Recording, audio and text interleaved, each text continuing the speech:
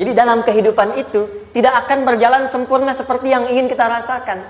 Selalu akan ada perbedaan pandangan. Ya, bahkan dalam kehidupan rumah tangga saja, ya maaf ya, Anda misalnya seorang istri mau ke sini saja mungkin masih bisa beda pandangan. Warna apa untuk jilbab yang dipakai?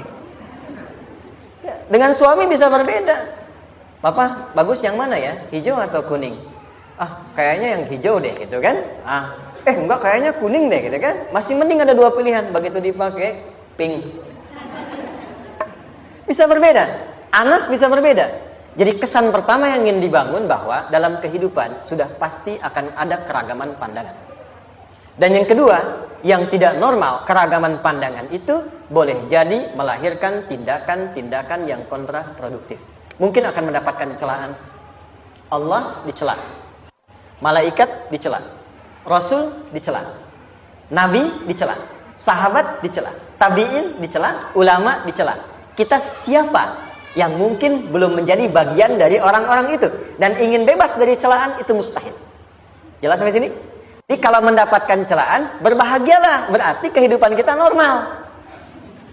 Jelas? Pernah mendapatkan celaan dalam hidup? Halo? Pernah disoal oleh orang lain? Pernah direndahkan oleh orang lain? Nah, Allah tuh memberi kesan kepada kita, jangankan engkau, Rasul yang paling mulia saja pernah mendapati itu. Tapi bagaimana seni mendapatkan ketahanan sehingga dalam dicela pun tetap tenang. Dalam disoal pun tetap hatinya nyaman. Karena ketenangan itu yang membawa pikiran tenang dan tindakan yang terukur. Dan kadang-kadang ketenangan itu lebih penting bahkan dibandingkan dengan harta yang berlimpah.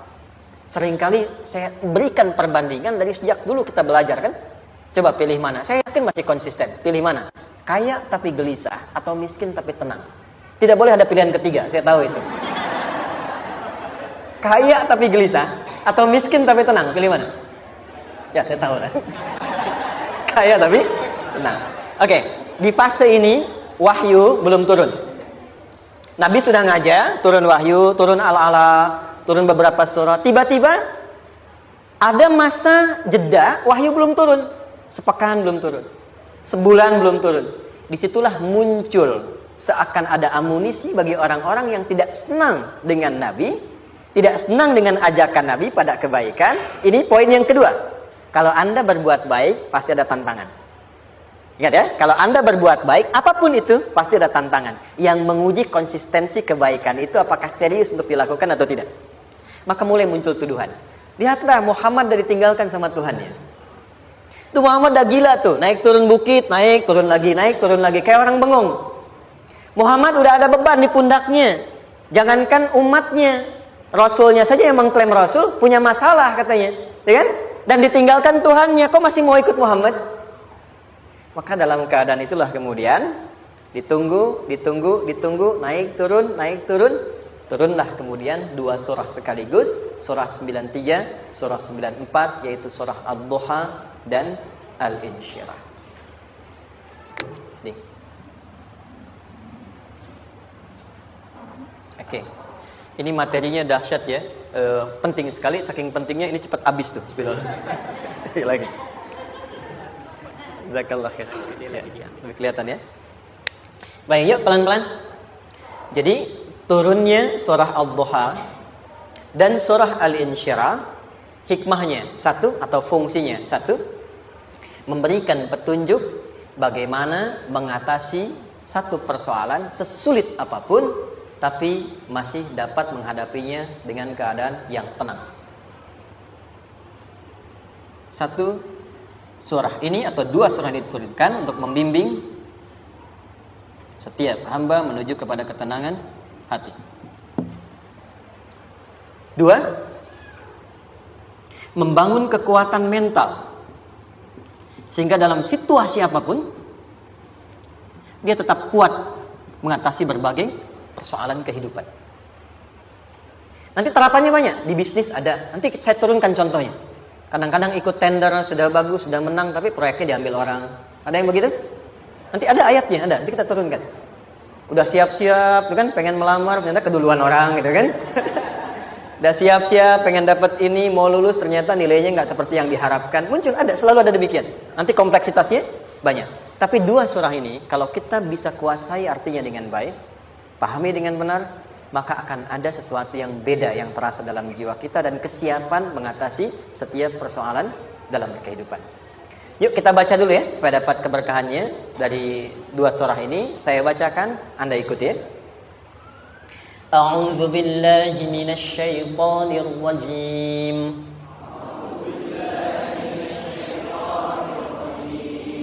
Bismillahirrahmanirrahim.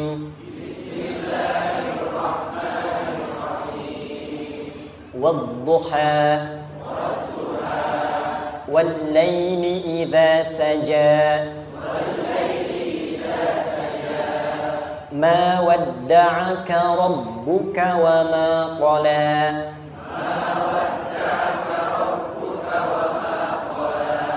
ما ودعك ربك وما قلى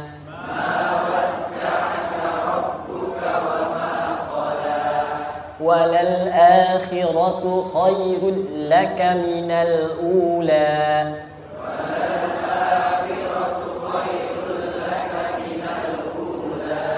ولسوف يعطيك ربك فترضى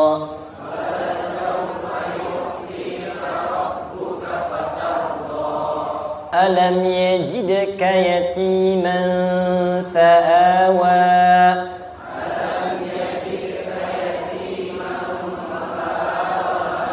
ووجدك ضالا فهدى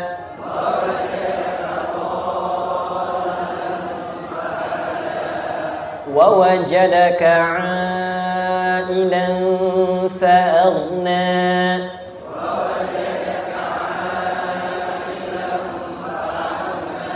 فأما اليتيم فلا تقهر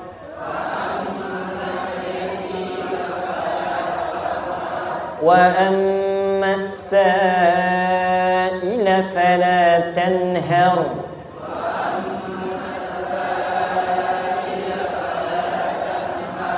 وأما بنعمة ربك فحدث.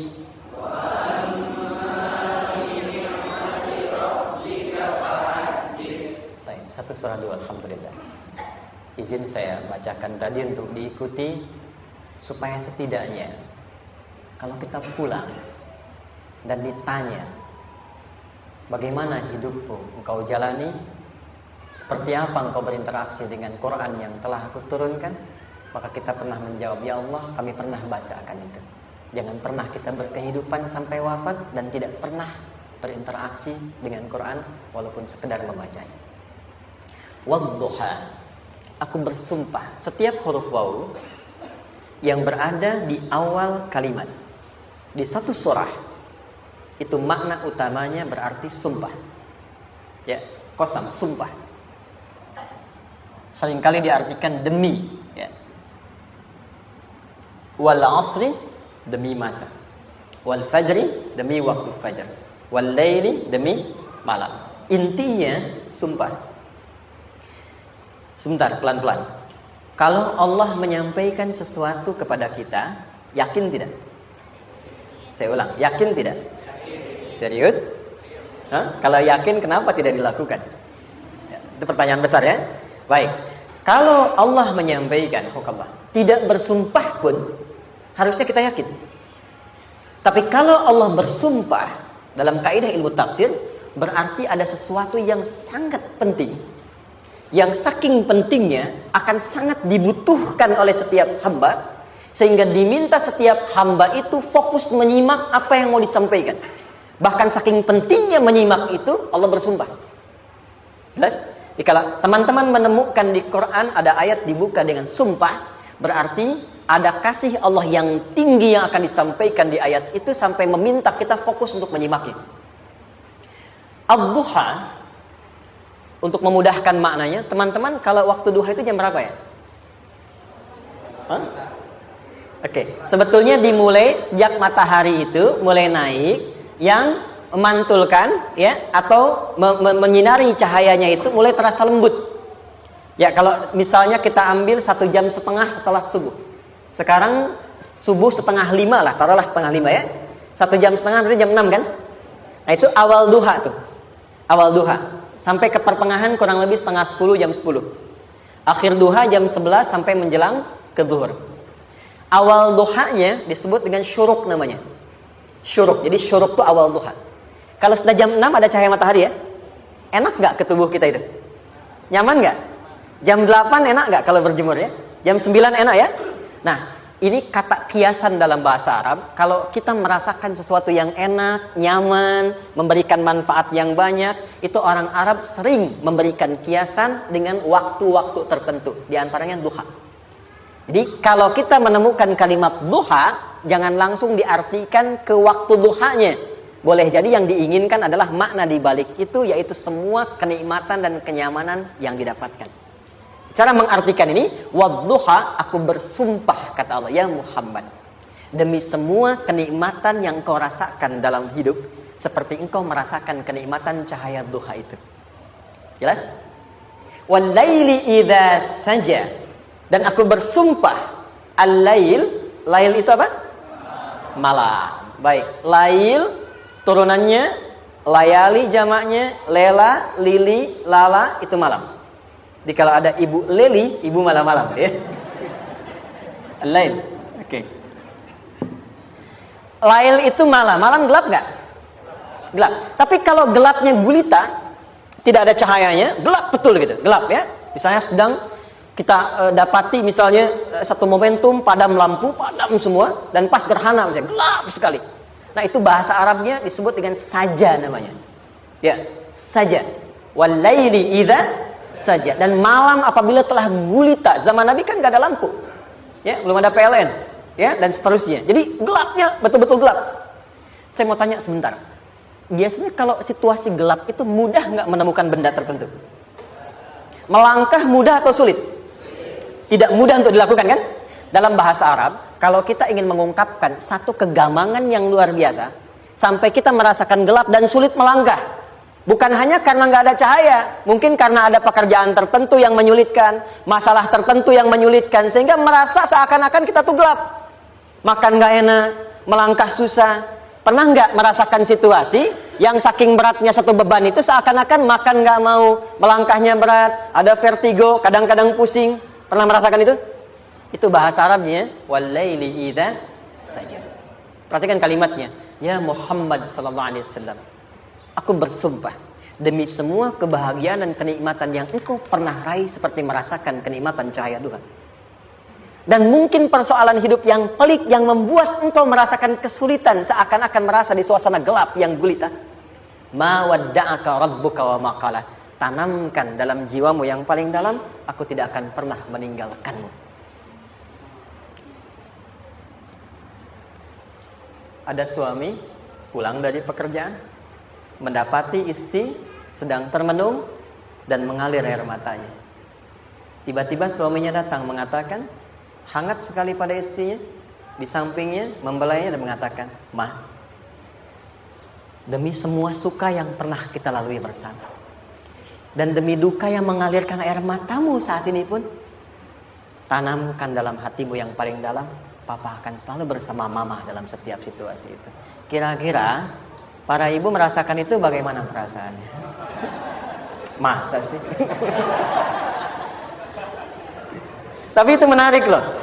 Menarik ya. Jadi kalau teman-teman ngaji surat Yusuf, di surat Yusuf itu laki-laki diilustrasikan dengan matahari, perempuan diilustrasikan dengan rembulan. Ya. Inni ra'aitu ahada asyara kaukaba wasyamsa wal qamara ra'aituhum li sajidin. Ayah, aku melihat bulan dan matahari serta 11 gemintang sujud hormat kepadaku. Jadi matahari diartikan itu sebagai laki-laki, suami, ayah. Kenapa disebut matahari? Diilustrasikannya, matahari itu kan menyengat dengan kuat. Kalau kita menjemur, mengeringkan pakaian, melindungi. Tipikal suami itu melindungi. Ada yang ganggu istri, sengat dengan kuat. Ada air mata yang mengalir, hei, keringkan itu sehingga tidak larut air mata mengalir di pipinya. Itu matahari. Sebaliknya rembulan. Rembulan itu kan enak dipandang, bukan bulannya ya. Bukan bulannya. Kalau bulannya kan desainnya nggak sempurna, baik terlihat. Tapi cahaya rembulannya. tampil dengan indah, tampil dengan baik, enak dipandang, menenangkan, dan tidak tertukar. Jangan sampai ada istri jadi matahari, suami jadi rembulan. Jelas ya? Dengan kekuatan bulan aku menghukummu, ya kan? Itu. Oke. Tahan sampai sini, tahan. Lihat baik-baik. Saya berhenti sampai sini dulu. Kalau di Quran ada ayat menyebutkan, tidak spesifik orang yang disebutkan dan kapan kejadiannya, maka peristiwa itu akan terjadi dan dialami oleh kemungkinan generasi berbeda di setiap masa dengan tokoh berbeda tapi perasaan yang serupa. Sebaliknya, kalau disebutkan namanya, jelas identitasnya, kapan kejadiannya, maka peristiwa itu hanya akan menimpa orang tersebut dan tidak akan dialami lagi orang lain setelahnya. Saya tanya dulu yang akhwat, yang perempuan. Kenal Maryam? Kenal, bagus. Kenal di mana? Maryam anaknya Imran. Mengandung, melahirkan Isa alaihissalam, Yesus, Mesias, tanpa disentuh laki-laki manapun. Dan di Quran identitasnya disebutkan langsung. Maryam binti Imran. Wa Maryam ibnata Imran. Ini menunjukkan kesan bahwa yang mengandung dan melahirkan tanpa disentuh laki-laki manapun, itu hanya Maryam anaknya Imran. Ingat ya, mengandung melahirkan tanpa disentuh laki-laki manapun. Bukan mengandung melahirkan tanpa suami, kalau itu banyak dia. Ya, mengandung melahirkan tanpa disentuh laki-laki manapun. Hanya Maryam binti Imran. Tapi kalau nggak disebutkan siapa orangnya, kapan kejadiannya, tidak detail disebutkan, ini artinya situasi itu akan dialami kembali oleh orang di masa depan dengan generasi yang berbeda tapi substansi yang sama. Pertanyaannya, pernahkah kita mengalami situasi yang sulit sampai seakan merasa gelap? Nah, baik, maka adab yang pertama, jika mengalami situasi seberat apapun dalam berkehidupan, maka dekati Allah Subhanahu wa ta'ala. Ini awalnya, dekati Allah. Apalagi kalau ada yang mengatakan ini nggak mungkin, ini nggak akan terjadi, ini nggak bisa. Kalau sudah ada tanda seperti itu tanda langsung dari Allah supaya Anda diminta langsung mendekat kepada Allah dan tinggalkan semua makhluk. Karena Allah hanya akan mengabulkan langsung kepada Anda tanpa perantara siapapun. Itu yang terjadi pada Nabi Zakaria. Ini nggak mungkin, ini mustahil. Maka beliau langsung memohon kepada Allah dan langsung menyebutkan, ya Allah, saya minta darimu saja, tidak dari yang lain. Maka dikabulkan seketika. Jadi yang pertama, jika punya kesulitan sebesar apapun, seberat apapun, cepat dekati Allah. Maka di situ akan dijawab langsung oleh Allah, ma wadda'aka rabbuka wa ma qala. Hambaku, sepanjang engkau mendekat kepadaku, maka yakinkan dalam dirimu, situasi apapun yang kau rasakan, aku tidak akan pernah meninggalkanmu. Sudah? Satu? Paham sampai sini? Oke. Pelan-pelan ya. Saya belum bicara caranya. Saya baru bicara di awal motivasinya. Dekati Allah dulu, nanti caranya didetilkan di surah Al-Insyirah. Teruskan. Ma wadda'aka rabbuka wa ma qala. Walal akhiratu khairul laka minal. Perhatikan. Hei, seberat-berat bebanmu saat ini, ingat, satu saat akan tuntas. Dan ini pun ujian. Kalau sudah meninggal, gak ada ujian lagi. Dan nanti kehidupan yang sekarang, apapun yang kau pertentangkan, perdebatkan, perselisihkan, itu semua akan ditinggalkan. Jadi ternyata Allah mengungkap hakikat kehidupan dunia. Apapun yang diperselisihkan, tuh unik ya. Orang berselisih pada yang akan ditinggalkan. Aneh nggak? Ada orang berebut makanan, ya kan? Rebutan sampai berkelahi dan sebagainya. Pada akhirnya, makanan yang diperebutkan itu pun akan ditinggalkan. Yang ini meninggal, itu meninggal. Jadi memperebutkan sesuatu yang pada akhirnya akan berakhir.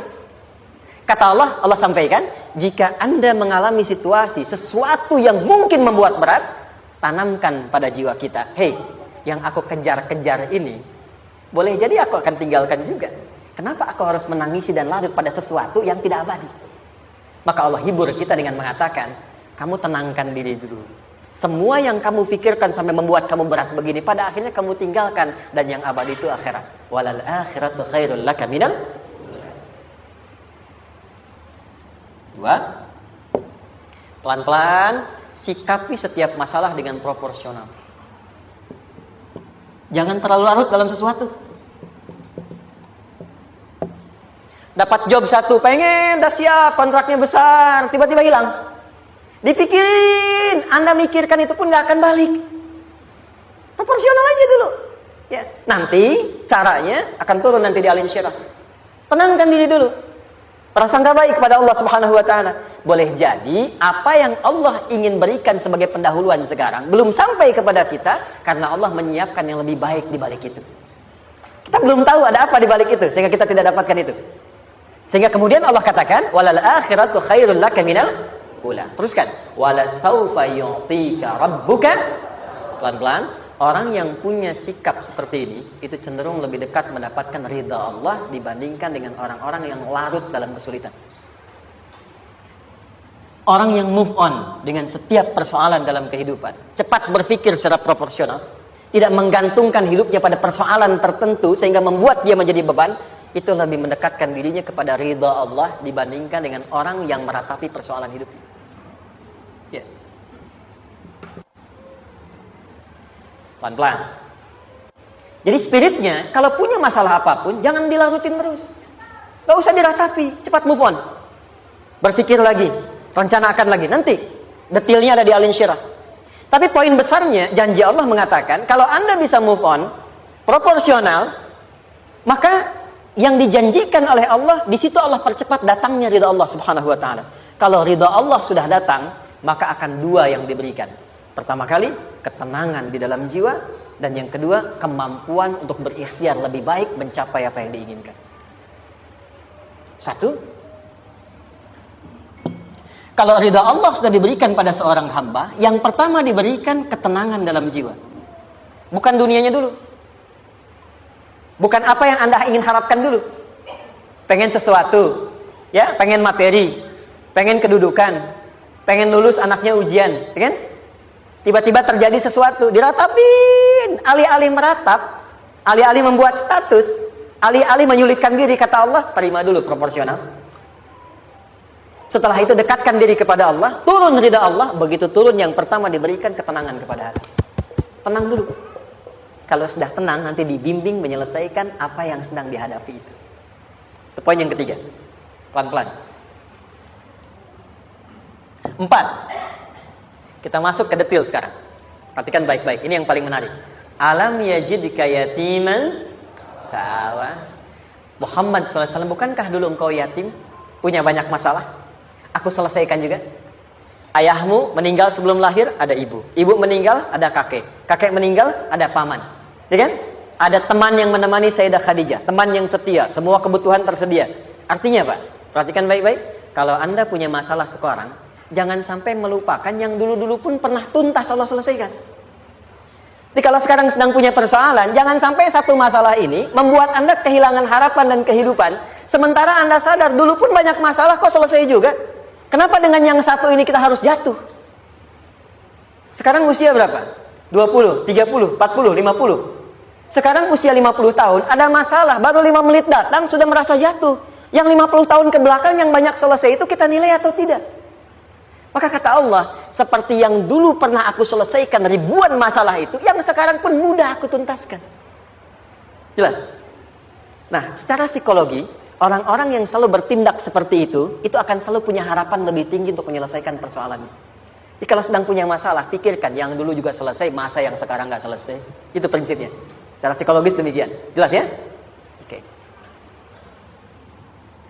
Wa wajadaka dhallan fahada. Muhammad, dulu engkau pernah mengalami melihat masyarakat banyak berbuat yang tidak baik, aku berikan petunjuk. Kuncinya fahada di situ. Orang yang punya motivasi kuat dan keyakinan untuk bisa menyelesaikan persoalannya, maka dia akan lebih cepat mendapatkan petunjuk Allah untuk mendapatkan solusi terbaik. Ada sini. Saya agak cepat ya, mohon izin. Wa wajadaka 'ailan fa'aghna. Bahkan, maaf, bukan sekedar selesai. Kalau perlu saya bikin kaya, kata Allah. Aghna itu kalau ilmu, ilmunya luas. Kalau harta, hartanya banyak. Kalau kedudukan, kedudukannya tinggi. Hei, engkau yang sedang mengejar kedudukan, aku tahan sebentar karena ada yang gak bagus untukmu di sini. Tapi kalau kamu terima, aku angkat itu lebih daripada apa yang kamu harapkan. Kamu pengennya bintang 2, aku naikkan sampai bintang 4. Kalau perlu 5 sekalian. Hei, kamu yang ingin kampus di sini, aku tahan. Bahasa kamu nggak lulus, kamu nangis, kamu mengadu, kamu datang pada orang tuamu. Orang tua mulai protes, mulai curhat macam-macam. Terima dulu. Mungkin di sini ada yang tidak baik seperti doa ibumu yang sering memohon, ya Allah, jangan sampai anakku berbuat yang salah. Jangan sampai terjebak narkoba. Jangan sampai terbawa tawuran. Di sini ada yang kurang tepat untukmu. Kalau kamu riba, kamu terima, kamu proporsional, bahkan aku pindahkan ke kampus yang lebih baik yang tidak kamu bayangkan sebelumnya. Di orang-orang yang selalu menerima apa yang Allah ujikan dan riba dengan itu, maka Allah akan angkat derajatnya bahkan melebihi ekspektasi dirinya. Paham? Kalau sudah seperti itu, maka lihat ujung ayatnya. Lihat ujung ayatnya. Fa'ammal yatima fala taqhar. Hei, maka jangan pelit berbagi kepada orang lain. Share. Kalau sudah sukses, share. Berbagi, bukan hanya materi, bagi ilmunya, ya, bagi kebahagiaannya. Wa ammas sa'ila fala tanhar. Jangan sampai nunggu orang minta. Kalau lihat ada kawan yang butuh, sekarang Anda sukses. Tapi boleh jadi kesuksesan Anda itu tangganya dari teman-teman Anda. Kalau sudah teraih ke atas, lihat lagi anak tangganya ke bawah. Ajak teman, jangan ditunggu minta. Ajak, bawa dia, berikan peluang. Jangan sampai dia minta, apalagi Anda bentak-bentak. Aku kan yang dulu bantu kamu. Jangan sampai keluar kata-kata itu. Kamu bisa naik di atas karena aku kan yang dulu bantu kamu. Kamu bisa jadi pemeran utama karena aku yang rekomendasikan. Karena aku yang dorong kamu. Misal, jangan sampai keluar kata-kata itu. Apalagi langsung keluar, tidak. Ini karena ilmuku saja misalnya. Kalau itu bisa dilakukan dengan baik. Lihat ujungnya. Wa amma bi ni'mati rabbika hadith. Maka semua nikmat yang dirasakan akan mudah untuk diimplementasikan dan disyukuri. Jadi semua nikmat itu bukan cuma dirasakan. Jadi membagi semua nikmat itu adalah rasa terbaik untuk menikmatinya. Maaf ya, Anda kalau punya makanan dimakan sendiri. Dengan dibagi sama-sama, kira-kira rasa nyamannya yang pertama atau yang kedua? Kedua. Makan sendiri, enaknya sendiri kan? Tapi ketika ada teman berbagi dan tahu, oh enak ya, nyaman ya, ada kebahagiaan, ada ngobrol, ada tertawa, ada kebersamaan, itulah inti nikmat yang sesungguhnya. Wa amma bi ni'mati rabbika. Ternyata masalah yang diberikan bukan ingin memberikan beban, tapi ujungnya, endingnya supaya Anda bisa mendapatkan nikmat berkualitas yang bisa dibagi.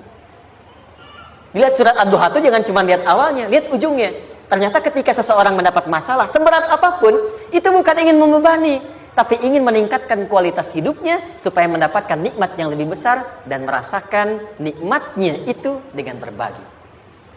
Itu poin. Jadi kalau sampai sini kita paham, dan kita beri nama misalnya dengan fikih ujian, jadi kalau desain ujian ini sistematikanya kita pahami, maka tidak ada alasan untuk mengeluhkan persoalan. Jadi melihat masalah itu bukan sebagai beban, pada akhirnya melihatnya sebagai tangga untuk mencapai kebahagiaan. Jelas sampai sini? Baik, kalau sudah seperti ini, ingin punya masalah atau tidak ingin punya masalah? Tidak. Ingat ya, jadi kalau anak pulang bawa masalah, dilihatnya jangan beban.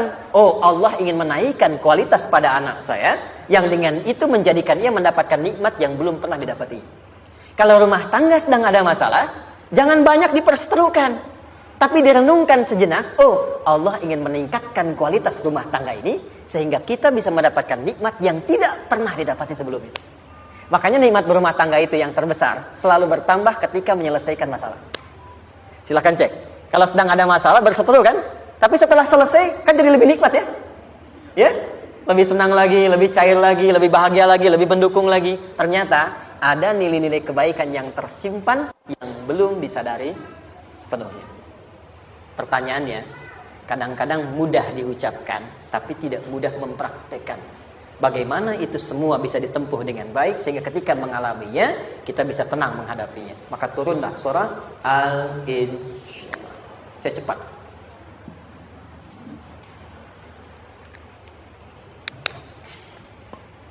Teman-teman, ini apa? Kelas ya? Baik, pelan-pelan sedikit.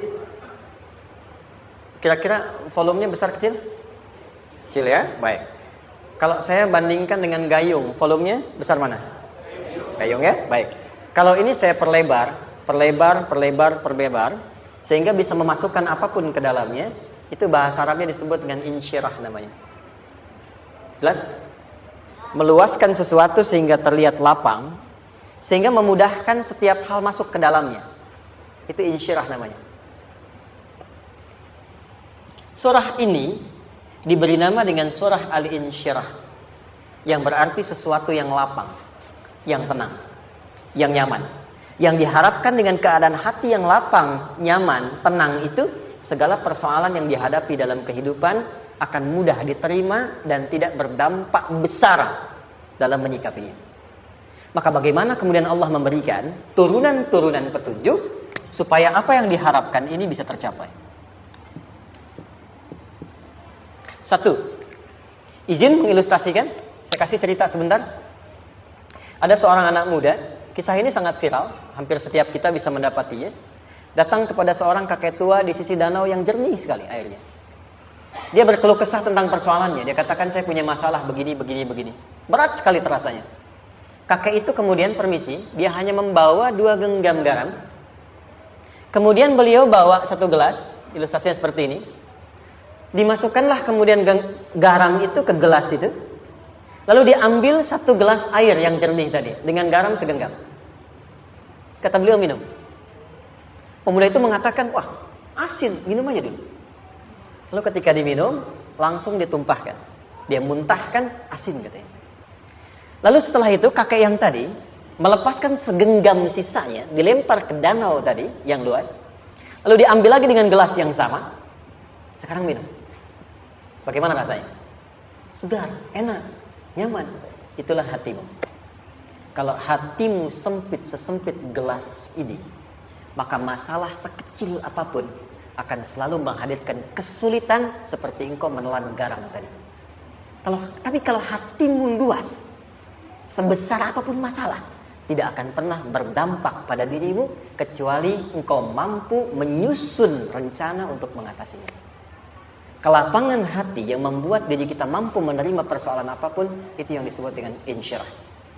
Makanya dulu tahun 90-an ada sinetron Hati Seluas Samudra, gitu ya. Saya pernah tahu itu. Sama anaknya diapa-apain juga, masih aja ya menerima gitu. Dulu siapa ya? Jeremy Thomas dan lain-lain ya. Saya kira ada itu. Ya, saya kira itu ya. Saya pernah lihat sejenak ya. Saya jarang-jarang nonton gitu. Pernah lihat aja. Saya senang riset. Jadi kalau riset itu ada riset dakwah, ada riset materi. Saya teman-teman yang musik gitu ya. Saya tidak terlalu dekat dengan musik karena saya di Quran gitu. Tapi untuk mengetahui hukum musik itu bagaimana, saya riset. Sampai ke notasi saya tahu. C, D, F, G, A, B, C, G, A, B, C, D, F, G, D, F, G, A, B, C, D, A, B, C, D, F, G, A, F, G, A, B, C, D, E, B, C, D, E, F, G, A, B, F, G, A, B, C, D, A, F, G, A, B, G, A, B, gitu kan ya? Ya, tapi kalau diminta piano, gitar, ini saya nggak bisa. Ya, tapi untuk menentukan hukum, nah kita bisa paham gitu. Misalnya boleh nggak baca Quran pakai langgam Jawa gitu kan? Nah hukumnya apa? Nanti dari teori itu muncul. Ya, paham ya? Nah, oke, balik sini. Perhatikan baik-baik. 1, saya agak cepat. Ini ditafsir langsung turun Al-Insyirah. Yang pertama, alam nashrah laka sadrak wa wada'na anka wizrak alladhi anqadha dhahrak. Tahan sampai sini dulu, 3 ayat. Saya mulai dari ayat kedua dan ketiga. Perhatikan baik-baik. Wa wada'na anka wizrak alladhi anqadha dhahrak. Artinya apa? Artinya satu beban yang diletakkan di pundak yang berpengaruh kepada semua bagian tubuh. Kita pernah melakukan atau melihat yang angkat beban ya? Beban kan semakin berat diangkat, semakin terasa ke bagian-bagian tubuh ya, ke semuanya. Nah, itu namanya wizrak alladzi anqadha dhahrak. Beban yang dipikul yang berat sekali sampai semua merasa. Makanya jadi satu ungkapan dengan mengatakan dia sedang memikul beban yang sangat berat. Sampai kepalanya pusing, tidur nggak nyaman, miring kanan, miring kiri. Itu namanya ya alladzi anqadha dhahrak. 1. Saya percepat, akan ada satu masa dalam hidup setiap hamba merasakan satu persoalan yang seakan-akan beban berat yang dipikul sampai merasa kesulitan dari ujung kepala sampai ujung kaki. Siapapun itu. Jujur ya, setiap kita tanyakan pada diri sendiri. Setiap kita yang ada di sini, saya yakin pasti pernah atau bahkan akan mengalami satu peristiwa yang merasakan beban berat sampai seakan-akan ujung kepala sampai ujung kaki merasakan sakitnya. Ada yang sudah mengalami atau bahkan nanti akan ada yang melalui. Perhatikan baik-baik. Teruskan ayatnya. Wa rafa'na laka. Perhatikan. Kalau ada yang sedang merasakan itu, yakinlah kata Allah, pada saat itu sesungguhnya Allah sedang mengangkat derajatnya dan meningkatkan kualitas hidupnya untuk mencapai sesuatu yang istimewa yang belum pernah diraihnya. Dari sini kita buat persamaan. Ujian. Tadi kan? Berbanding lurus dengan harapan. Banding lurus dengan solusi nanti pada akhirnya. Fokus. Lulus di sini, insya Allah setiap persoalan akan lebih mudah untuk diatasi. Ujian, seberat apapun yang sedang kita alami, tidak akan pernah diberikan kepada kita oleh Allah, kecuali ternyata hikmahnya untuk mengabulkan harapan-harapan besar yang sebetulnya kita mintakan. Jujur ya, setiap kita kan sering punya permohonan ya, sering berdoa ya. Ya Allah minta ini, minta itu, minta ini, minta itu, gitu kan? Nah, cara Allah mengabulkan harapan kita itu, yang pertama, jalurnya lewat ujian. Karena semua kesuksesan itu, desain dasarnya adalah melewati ujian. Coba, anak-anak kita yang sedang sekolah itu, apa mungkin diwisuda dengan penuh kebahagiaan kalau nggak mengalami ujian? Lewat ujian dulu kan? Dia belajar dulu, ujian dulu, ngatasin soal dulu, lulus, baru wisuda. Apakah mungkin akan dapat IPK 4 yang diharapkan kalau tidak mengalami ujian? Belajar dulu, ya kan? Ada waktu, sempat dia bangun malam, siang, dan seterusnya belajar, keringat dan sebagainya, baru bahagia kan? Dan ternyata belajar itu untuk diwisuda. Sebab kalau kita tidak belajar, mustahil dapat wisuda. Kalau tidak lewat ujian, mustahil dapat ijazah. Karena ternyata harapan itu, hukum dasarnya dalam berkehidupan, bisa diraih dengan melewati ujian. Ini poinnya. Jadi mohon, kalau sedang mengalami sebuah peristiwa dan kita harus menghadapi itu, coba renungkan, sebetulnya pernah berdoa apa sampai kita mengalami itu, sehingga dengan jalan itulah sebetulnya Allah ingin mengabulkan harapan yang dulu pernah kita mintakan. Jelas? Oke, satu. Yuk turunkan rumusnya pelan-pelan. Quran surah kedua ayat 286. Ini kesini dulu, baru nanti kita balik lagi. 2 Al-Baqarah ayat 286. La yukallifullahu nafsan illa usaha. Tahan sampai sini. Lihat baik-baik. Hukum yang pertama. Hukum pertama. Allah tidak mungkin menguji seorang hamba di luar batas kemampuannya. Jadi kaidah yang pertama tadi, kalau kita sedang diuji, sebetulnya ada harapan dan doa yang pernah kita mohonkan dan Allah ingin mengabulkan itu, jalan pertamanya adalah ujian. Tapi adilnya Allah, tidak akan pernah kita diuji kecuali sesuai dengan kemampuan kita. Jadi kalau nggak mampu, nggak mungkin diberikan ujian. Ingat ya, kalau tidak mampu, tidak mungkin diberikan ujian. Artinya harapan yang kita mohonkan pun akan sesuai dengan kemampuan kita. Jadi kalau kita minta sesuatu nggak mungkin bisa menggunakannya, nggak akan dikasih. Nah, balik ke sini untuk memberikan ketenangan kepada hati kita. Kalau sedang menerima persoalan, setelah kita mengatakan, oh ini mungkin ada harapan yang ingin saya dapatkan, jalannya lewat sini.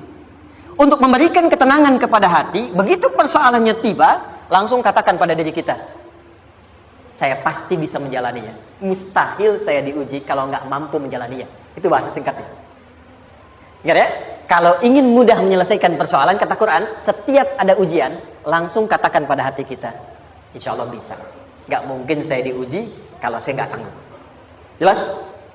Dan tanamkan itu pada hati yang paling dalam. Ini gak mudah. Kalau cuma disimpan di pikiran, jadi beban. Tapi kalau Anda tanamkan dalam hati, seberat apapun masalahnya, pasti saya sanggup, pasti saya bisa. Pernah lihat dulu ada acara 90-an Benteng Hattori? Oke? Benteng Takeshi ya? Takeshi ya? Itu kan artinya kan bisa jawab ya. Kita tahu Ninja Hattori mendaki gunung, lewati lembah ya tahu ya. Songgoku, Songgohan, apa? Saya tahu itu. Songgoku, Kamehameha, Piccolo itu yang nulisnya Suzuki Watanabe, saya tahu itu. Benteng Hattori, balik lagi ya. Benteng Takeshi ya. Puncaknya kan main pakai itu kan, pakai tanknya dan sebagainya. Tapi pernah ingat gak satu episodenya itu? Begitu akan bertarung, kan selalu ada motivator di sampingnya itu mengatakan, ayo, kamu bisa, gitu kan? Dia nggak ngaji Quran tuh. Kita punya ayatnya. Pernah nggak? Buka lagi ya dulu ya. Oke. Korea, kenapa bisa nyusul Jepang? Salah satunya, waktu Jepang itu maju, setiap di Korea itu ditanamkan dari mulai anak-anak TK-nya. Kita harus lebih daripada Jepang. Sejak anak-anaknya TK. Itu ditanamkan betul. Kita bisa, kita dari TK. Sehingga ketika di sana bikin Honda, sini Hyundai. Hyundai kan dibacanya Hyundai. Ya kan? Sana Honda, sini Hyundai gitu. Di apapun yang dibuat Jepang, Korea harus lebih unggul. Itu ditanamkan dari awal. Bisa. Kita itu sekarang punya ayatnya. Jadi kalau sedang punya masalah seberat apapun, katakan pada diri kita, insya Allah bisa.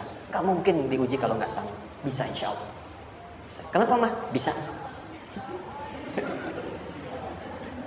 Jelas? Oke. Sudah di situ teruskan. Lanjutkan. Warafa'na laka dzikra. Teruskan. Fa inna ma'al usri.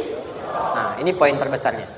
Fa inna ma'al usri yusra. Fa huruf yang menunjukkan sesuatu berlangsung dengan cepat. Inna di ilmu nahwunya berbunyi begini, di gramatikal bahasa Arab. Harfun nasbin wa taukidin.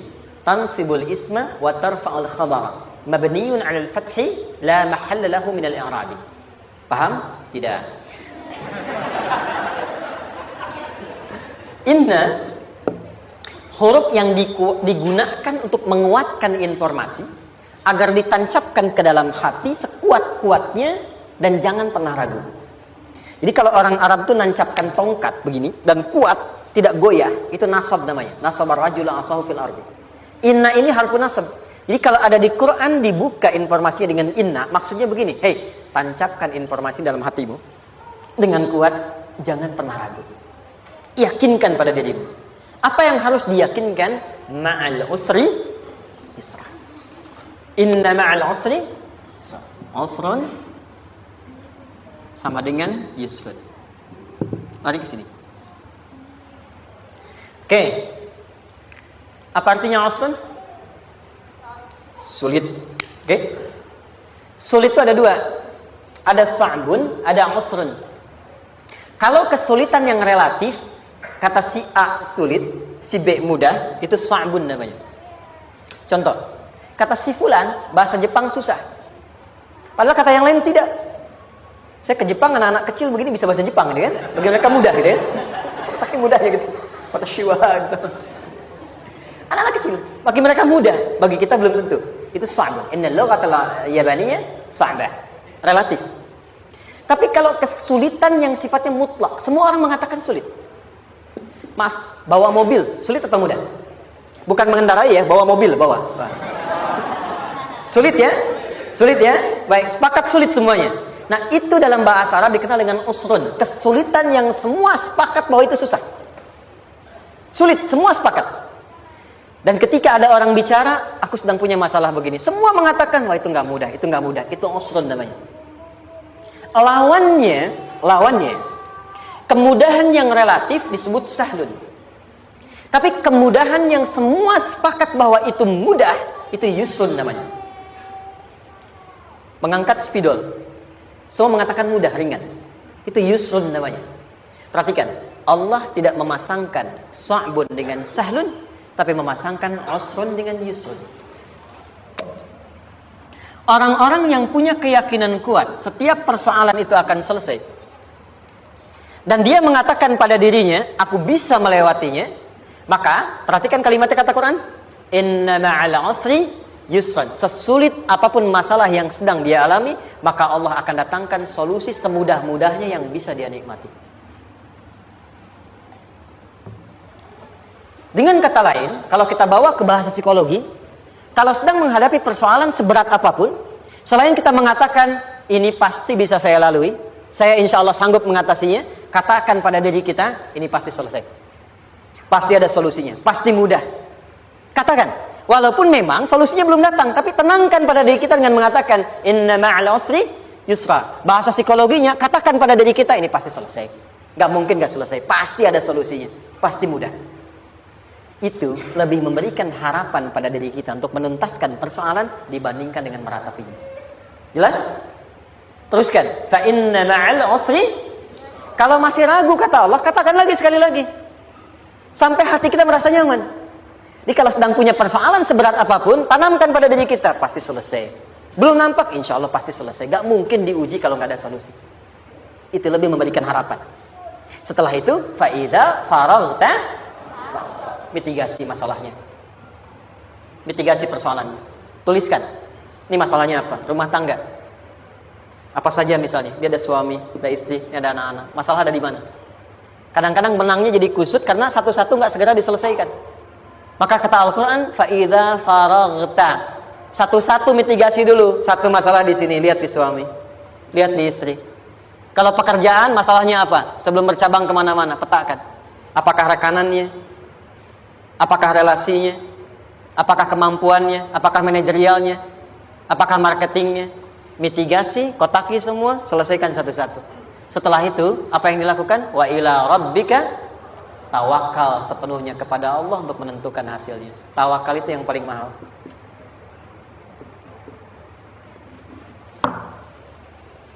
Anda kalau nggak punya kepasrahan, stres.